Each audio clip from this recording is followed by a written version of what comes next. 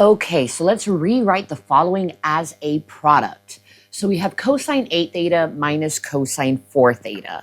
So we're looking at a sum or a difference here. They want us to write it as a product. So we do need to use the sum to product rules.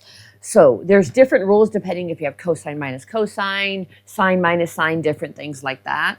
But cosine minus cosine is equal to negative 2 sine of x plus y over 2 times, cosine of x minus y over 2.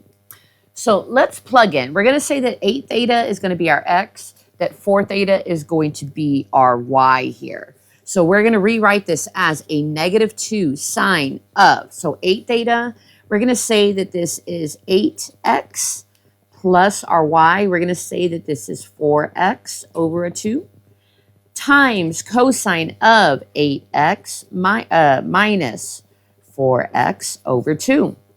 Dropping down that negative 2 sine, 8 plus 4 is a 12, and 12 divided by that 2 gives us a 6x.